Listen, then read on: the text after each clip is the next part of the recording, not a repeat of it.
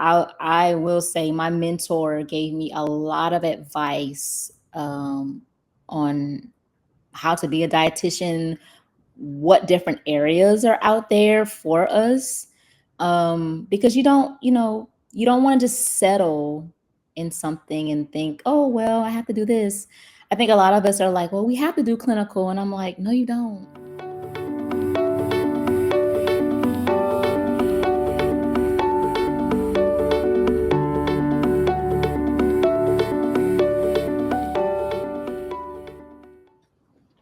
Hello, everyone, and welcome to RDs Thriving in Private Practice, where we share our collective wisdom about building a nutrition business and get inspired.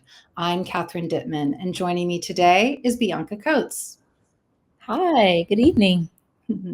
Bianca is a registered dietitian and the author of Eating God's Way, a cookbook dedicated to chronic disease prevention through healthier cooking and lifestyle changes. Bianca's mission is to inspire individuals to create balanced meals and snacks that fit into busy, on-the-go lifestyles, reducing the stress of mealtimes while promoting better health.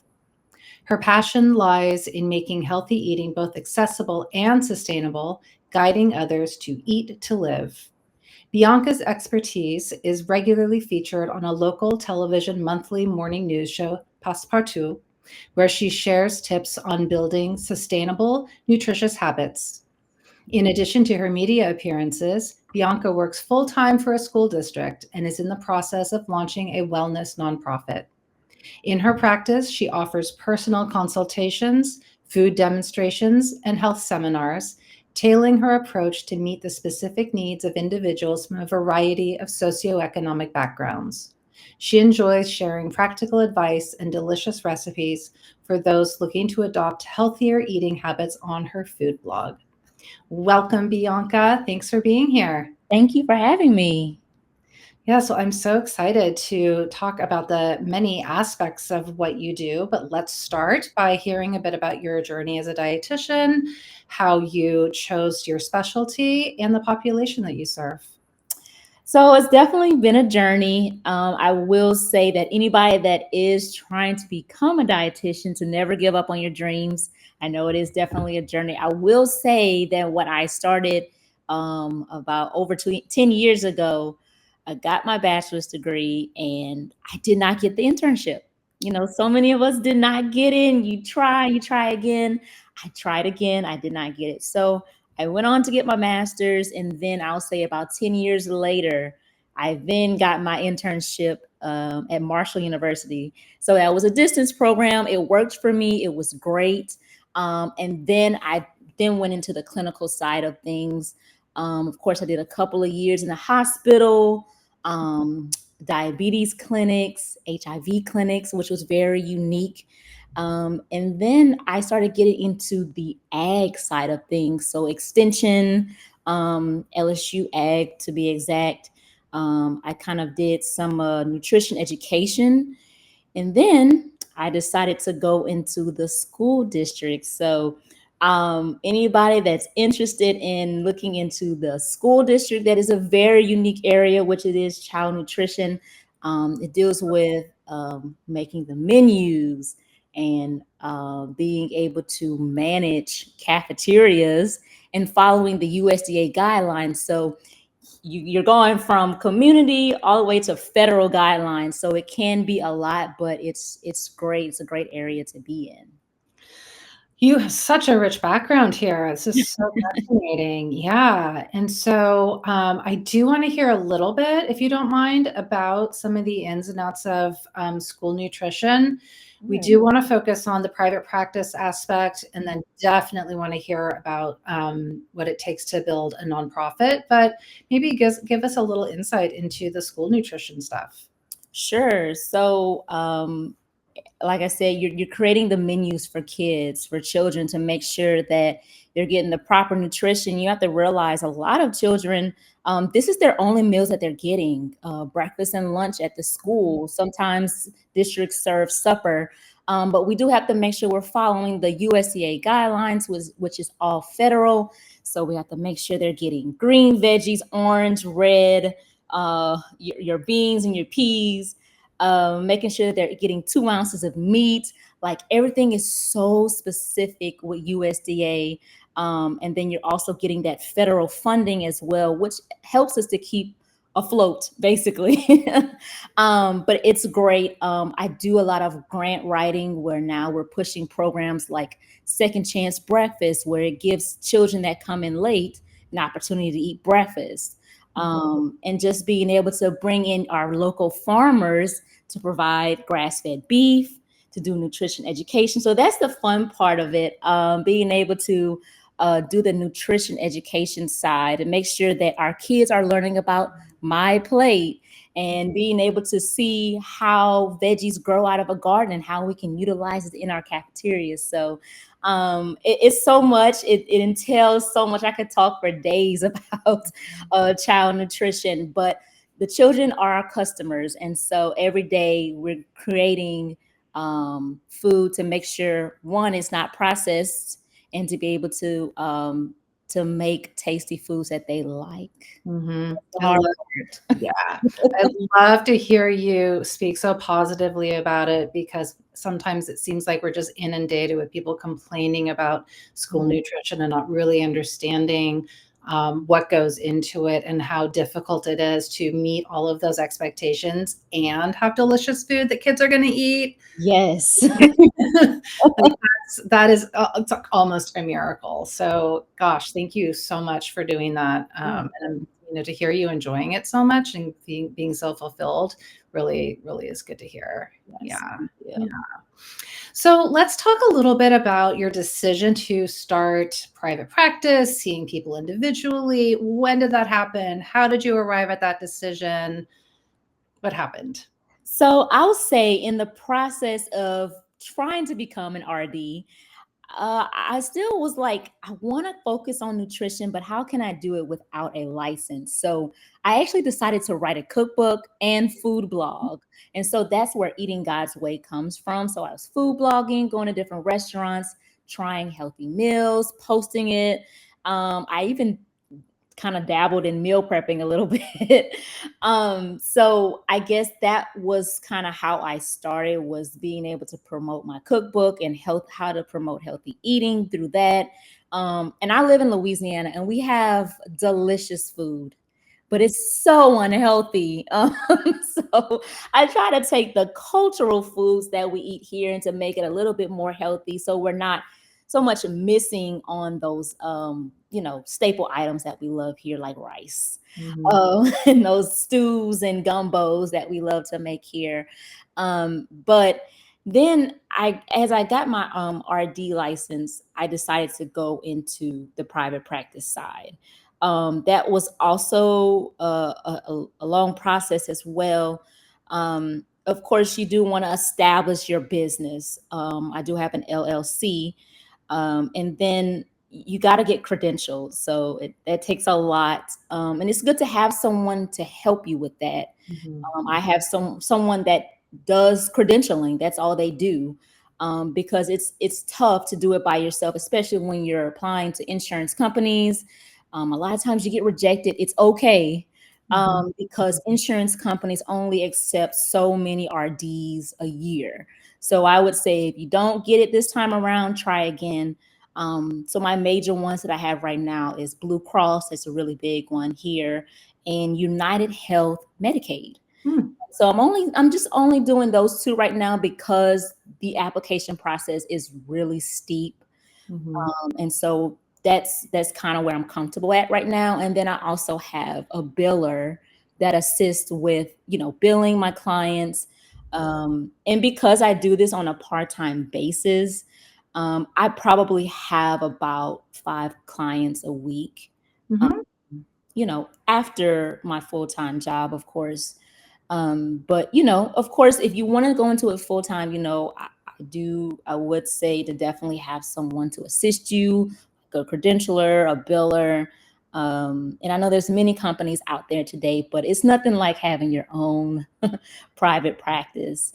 But I love that side as well, because I get to help people that have not seen a dietitian so much in this area in Louisiana.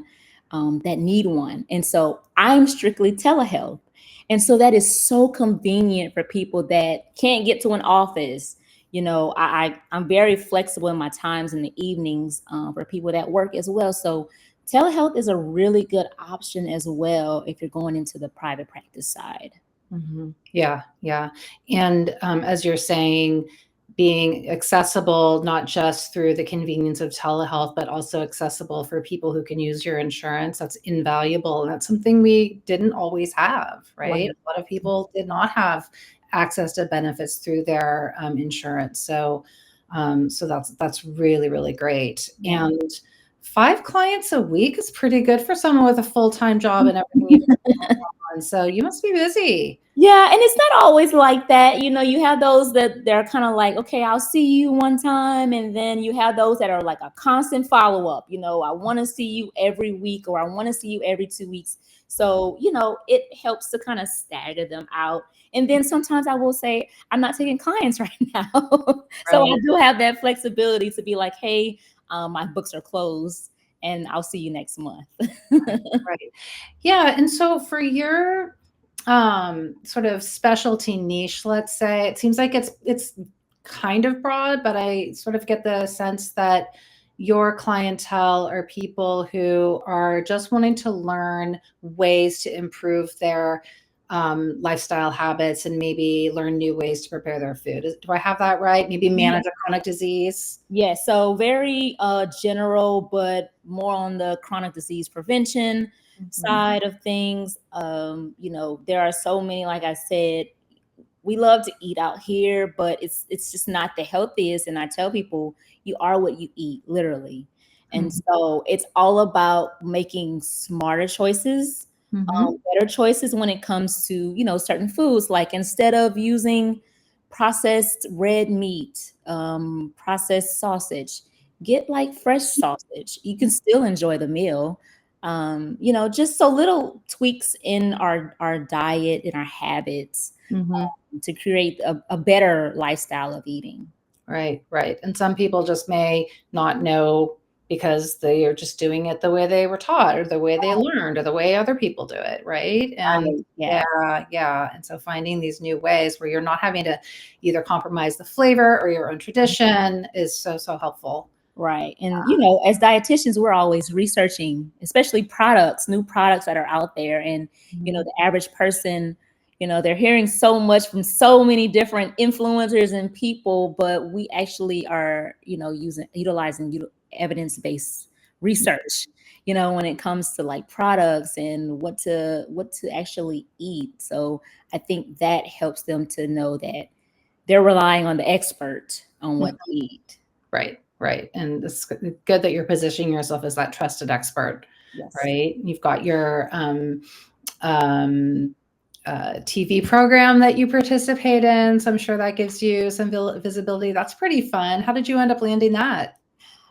Somebody just kind of put my name out there. Of course, if anybody is interested in that, it's usually not something you get paid for. It's mostly just for exposure. And for me, I love the exposure because I'm educating. Mhm. Every time I do it, and I do it once a month, it's not like an everyday thing. Once a month, for a few minutes on TV, people are like, I learn something new every single time you get on there. So, like this month is National Diabetes Month. And so I'm just going to be talking about how to pair more fiber into your holiday eating, and that goes for anybody, no, not just for diabetics. But I feel like that's a time that we can put ourselves out there as dietitians Mhm. to show you that this is what you should do, this is how you should eat from the expert. So exactly. And so you're getting your own exposure and you're also saying that you get to be of service, Right. which can feel really good too. So Yes. Yes. yeah, yeah. I am very interested in hearing about your process of writing your book. Okay. Seems like a very resourceful way to use your time before you were going to get credentialed, and you Yes. could, really, hang out your shingle, so to speak. So, can you tell us a little, maybe walk us through what that process was like? Sure. So I basically, I guess in that time frame, I kind of thought about my favorite foods, my family's favorite foods, my friends' favorite foods, just some new and unique ideas of just the, I guess, cultural foods here, but then also foods that we just don't really think about. I mean, the new thing now, is like the avocado toast. But I mean, I'm doing like sweet potato toast, so Mhm. unique and different things like that. So I would gather all of my recipes together. And so I wanted to have something where it's almost like a manual. So it wasn't like a really huge book. I would say I had uh, about 30 recipes maybe, and they were very simple recipes. They weren't like long and drawn out. I would say affordable ingredients. And then on the other side of the page was almost like a journal, so you can say, this is what I ate today, almost like a food diary. What I ate today. Did I drink enough water? What are my goals for today or tomorrow? So it's just a great way to be able to incorporate more fruit and veggies and different and fiber into our diet, instead of just the big heavy meals all the time, and then be able to set goals for yourself. So Right. that was kind of like my thought process in writing. And also, my sister is a publisher, Oh. so that was yeah. And then at that time when I did it about 7 years ago, um, I guess people were into ebooks, but I really wanted something more like a hard copy. Mhm. That if I wanted to go to a health fair, I wanted to do cooking demonstrations. So a lot of my recipes that were in my book, I went out to places and did cooking demonstrations for people, allow them to try it so that they'll be like, oh, okay, this is good. I'll try it at home. Mhm. Um, Mhm. so I wanted to be able to have it available for them to have a hard cover book that they can just put in their kitchen, they can look at and refer to. Yeah, but it's more than just a book of recipes, right? The journaling aspect, that is a really innovative, fun way to make it something that isn't just going to stay on the shelf, right? It's something Right. they're actually going to use. And if they're using it, they're going to flip through it and they're going to see a new recipe or, oh, wow, I haven't made that in a while. Or I really like that one. What a fun idea. Mhm. Yeah. Yeah. So have you always loved cooking? Have you just had a knack at a culinarian? Yeah, I would say I remember my mom bringing me to like culinary classes to do little cooking classes in the summer. So I guess she kind of instilled that in me when I was younger, and I really had no clue it was gonna lead to this, because I will say, when I was in high school getting ready to go to college, I really was unsure of what I wanted to do, because I mean the word or the area of dietetics um, was not, I'm not going to say well known, but it wasn't put out there. It's not like it's so many dietitians out there, So when I heard that word and then I started to hear the term, food science, I was like, hmm, I mean, I watch my mom cook, and you know, another thing about the chronic disease side of things, that I have a lot of family members that are sick, and I'm like, why is that? Is it because of what they're eating? And 9 times out of 10, yes. So it made me want to go into the field of dietetics to be able to like learn all it is about food and what it does to our bodies. And so that's that's how I got into it, and then cooking just follows suit with it. Yeah, yeah. Our guest earlier this week also brings culinary into her practice, and she Mm. was talking about this as culinary medicine. Ooh, I love that. So bringing that sort of terminology where it's more than just cooking for fun or cooking for sustenance, cooking for pleasure, but it's also cooking for additional benefits. So Yes. Yes, absolutely. yeah. I have one more question about the book, and that is, did you do all of your own food photography? Yes. So I did on my first book. Now I don't really have a lot of pictures So just a disclaimer, the more color pictures you put in your book, the more expensive it is to print. Sure. Okay. Yes. So yes, on my first book, I did do the photography, but as you know now, like going into like thinking about social media, there's so many pictures out there that are free, that are not copyrighted, and that so you can kind of utilize it as your own. Now, a lot of times now when I'm posting like my content as far as things that I'm making in my own kitchen, I'm taking those pictures right off my phone. Um, and they're good quality pictures. Mm-hmm. But as far as in my, I kind of edited my book to be my second edition.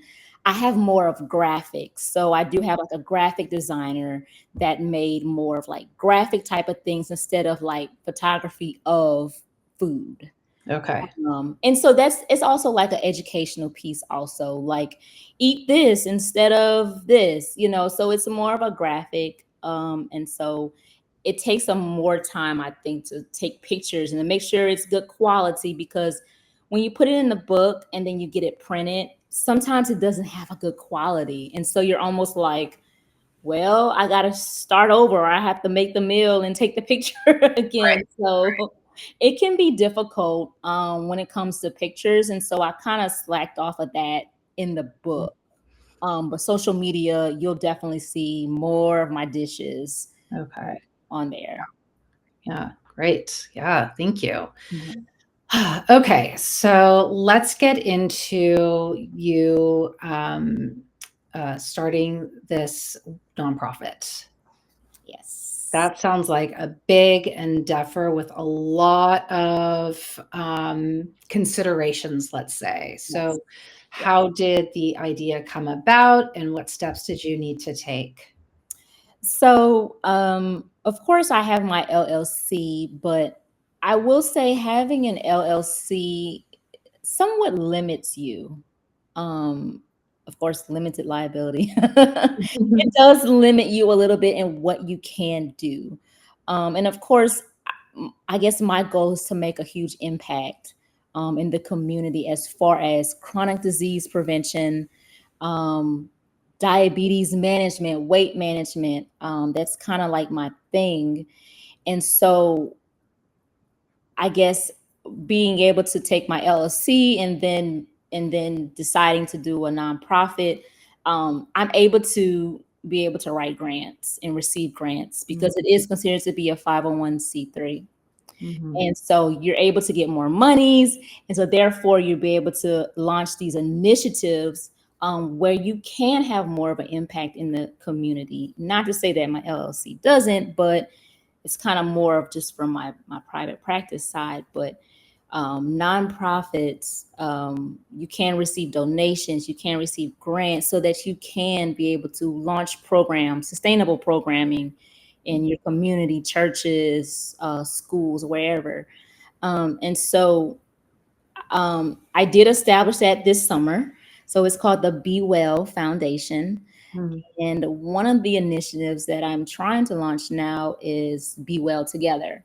And so it is basically a diabetes management program that incorporates the culinary piece.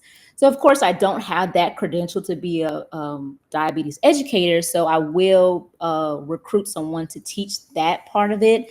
But the second half of that initiative, I'll be doing a cooking class. So, it kind of goes hand in hand.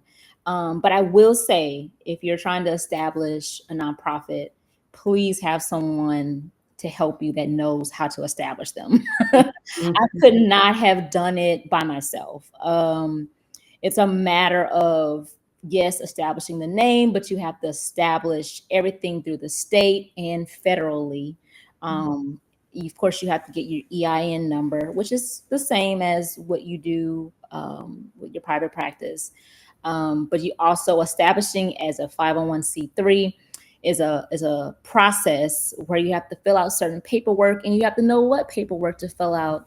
Mhm. So again, yes, I did spend a little money to do all this, but I think it's worth it in the end, because now I am starting to get grants, Mhm. which I'm excited about because you know you can't make the impact that you want to do for the community, especially offering free programming without the help of donors and funders. Right, right. And so you sought out somebody to help you with, the right paperwork, doing it the right way.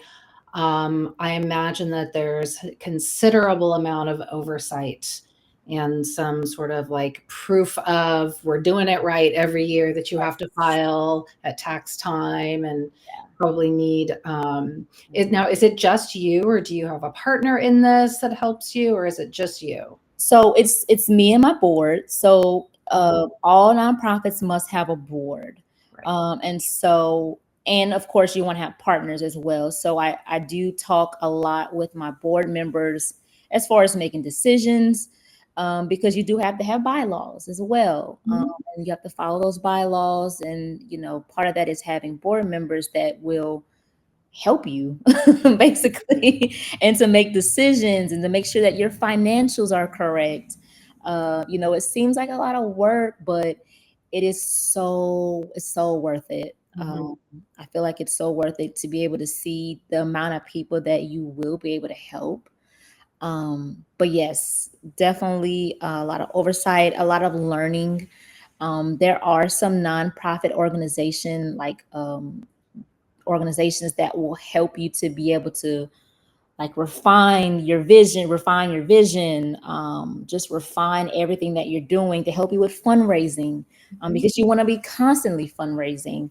I haven't officially launched it yet, which I'm Mhm. going to launch it in a few months in April, where that will just be an opportunity to be able to introduce the company, and then give them opportunity to donate.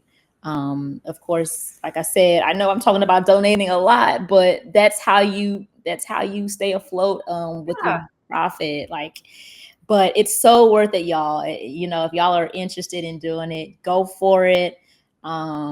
Make sure you have a clear vision and mission, and some sustainable initiatives that will definitely affect your community in a positive way.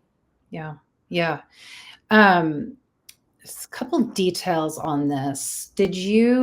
How did you find your board members? Were they people that knew what you were doing and they were like, wow, I really want to be part of? Or did you hear about people and then approach them about being your board members? How did you sort of curate this board? So I will say I have sat on a nonprofit board before, and so I learned so much. But for my board, they are people that I know. Some of them are friends, some of them are just people that I do know. But the way my nonprofit works is that I'm trying to tailor it to fit the nutrition side of things, mental health, fitness, gardening. So all of them have those different traits. Like I have a counselor, I have a nurse practitioner, and I also have a doctor, a medical doctor, on my board. And then my two partners is someone that is a master gardener and a fitness instructor. Mhm. So I have people and they're all women, by the way, and I love that. We're all in the healthcare area or in some sort of way dealing with health. But you always want to have someone or people, of course, that fit your mission, fit what you're trying to accomplish. You have to kind of be on that same page of things. You don't want to just have random people that are there and they're just like not contributing, but definitely have people that are wanting to accomplish the same mission of health that Mhm. you are. Mhm. Mhm. And I'm just thinking, you've got your full-time job with the district. You've got your nonprofit that you're working on. You've got your business that you're running, as well as, any of the social media and marketing that you need to do that goes along with that. And it seems like it's such fulfilling work for you in particular that it is like, it fuels you Yeah. rather than burns you out. That's sort of the impression that I'm getting hearing you talk about everything. Yes. I will say that although you can do things that you love, sometimes it can burn you out. And I learned that this summer when I got sick. Mhm. And it's because I wasn't resting. I was just on overdrive. Like I Mhm. was getting ready for school to start. And I'll tell you, summers are probably the most busiest times for me because I am preparing for school to start. But I also decided to like launch my nonprofit at the same time, which I was like, what am I doing? Um, so I was on overdrive so much. And yes, I loved it. But it made me sick because I wasn't resting. And I know better as a dietitian, get your rest, y'all. It's Mhm. please rest. And anytime I can rest, I am. I know it seems like I'm doing so much, but Mhm. you can get burnt out on the things that you love. Yeah. By sometimes you just have to take a break from it, walk away. Um, Self-care is important. I love getting massages, like that's my favorite pastime. Mhm. So definitely, y'all, get the rest. I can't explain that enough. And I know sometimes we're running so much, even as dietitians, we don't eat like we should. That was another thing as well. I said, you know what, Bianca, you've got to slow down. Right. Once Right. I started like not eating it during the day, I was like, no, no, no, no, no. I can't teach this and not not eat. Totally. Totally. Yeah, Yep. yeah. So yeah. Yeah, I am with you. Yeah. So self-care is important, slowing down, getting some rest. Massages are a wonderful way because you're sort of outsourcing the job to someone else Exactly. for an hour. That's so nice. That's so Yes, nice. yes. And just, taking time off to spend with people you care about, right? Yeah, That can be nourishing too. Yeah. definitely. Yeah. Okay. So you've given us a lot of really phenomenal tips and advice.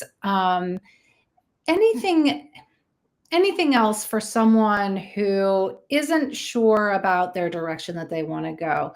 Any tips on how to find your passion and what's meaningful?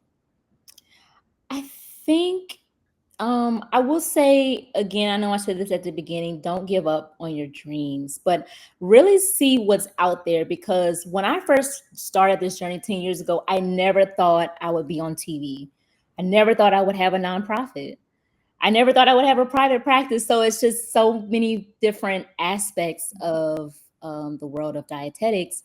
And also, it's great to have a really good mentor. My mentor is a dietitian back in my hometown, and I learned so much from her just by her helping me to study for the exam. She gave me tips on what to do in life. you know, she actually really got me started doing the culinary side of things right before I got my license. She's actually an oncology dietitian. Mm, And so we do a lot of culinary things where we cook for those patients, teach them how to eat healthy, before, during, and after treatment. mhm, um, of course, fiber is a big thing for cancer patients in order to be able to protect their cells. So I learned a lot in that area, in that aspect as well. But again, I will say my mentor gave me a lot of advice on how to be a dietitian, what different areas are out there for us, because you don't want to just settle in something and think, oh well, I have to do this. I think a lot of us are like, well, we have to do clinical, and I'm like, no, you don't. Like mhm, there are so many aspects of dietetics right now. We just have to, I will say the biggest lesson is make your own platform. mm, I made my own platform with flu blogging, my cookbook. Someone saw my cookbook, referred me to being on TV, got my private practice, and now I have a nonprofit where I'm making a big impact. So you have to start somewhere. You have to do your research, mm. and just make your own platform. Yeah. Yeah. Yeah. Find a mentor, make your own platform, find a way to make an impact. I love Yes. that. I love that. It is such a delight to hear from someone that knows her value and what she can offer in the profession and is really living up to it. So Yes. I so appreciate you joining today. This has been really, really great. And I know Yes, it has. everybody has